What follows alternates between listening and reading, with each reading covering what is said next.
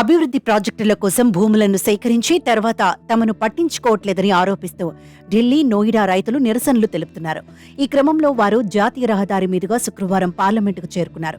అభివృద్ధి ప్రాజెక్టుల కోసం తమ నుంచి సేకరించిన భూమికి బదులుగా 10% అబాది ప్లాట్లు లేదా వాటికి సమానమైన పరిహారం ఇవ్వాలని రైతులు డిమాండ్ చేస్తున్నారు. ఇవాళ తెల్లవారుజామున వారు నిరసనను ఉధృతం చేశారు. నష్టపరిహారం పెంపు సహా పలు డిమాండ్లపై ఢిల్లీ, నోయిడా జిల్లా సరిహద్దు నుంచి పార్లమెంటు వైపు పాదయాత్ర చేశారు. ఈ నిరసనలో రైతు సంఘాలు, పెద్ద సంఖ్యలో రైతులు పాల్గొన్నారు. ఈ క్రమంలో రైతు సంఘాల నేతలతో అధికారులు మాట్లాడినట్లు నోయిడా డీసీపీ విద్యాసాగర్ మిశ్రా తెలిపారు. కర్షకుల సమస్యలపై హై పవర్ కమిటీ ఏర్పాటు చేయాలనే ప్రతిపాదన వచ్చిందని, దానికి రైతు సంఘాలు అంగీకరించాయన్నారు. ట్రాఫిక్ అంతరాయం కలగకుండా అదనపు పోలీసు బలగాలను మోహరిస్తున్నామని చెప్పారు. భూములు తీసుకుని అభివృద్ధి చేసిన ప్లాట్లలో 10% రెసిడెన్షియల్ ప్లాట్లు తమకు ఇవ్వాలని లేదా వాటికి సమానమైన పరిహారం చెల్లించాలని 2019 నుంచి ఉద్యమం కొనసాగిస్తున్నారు. ప్రభుత్వం స్పందించకపోవడంతో పోరాటం ఉధృతం చేశారు.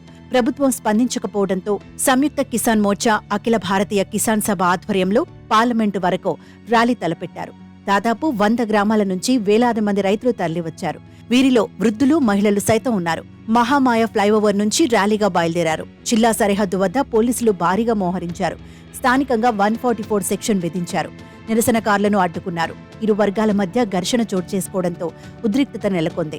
మరోవైపు రైతులు నిరసనలకు పిలుపునివ్వడం, వాహనాలను తనిఖీ చేయడానికి పోలీసు సిబ్బంది మోహరించడంతో గురువారం ఢిల్లీ, నోయిడా సరిహద్దులో భారీగా ట్రాఫిక్ జామ్ ఏర్పడింది. మయూర్ విహార్ సమీపంలోని ఢిల్లీ, నోయిడా సరిహద్దుల వద్ద రహదారిపై రాకపోకలను నియంత్రించడానికి పోలీసులు తరలివచ్చారు. పోలీసులు ఢిల్లీలోకి రైతుల ప్రవేశాన్ని అడ్డుకోవడానికి ప్రయత్నించారు.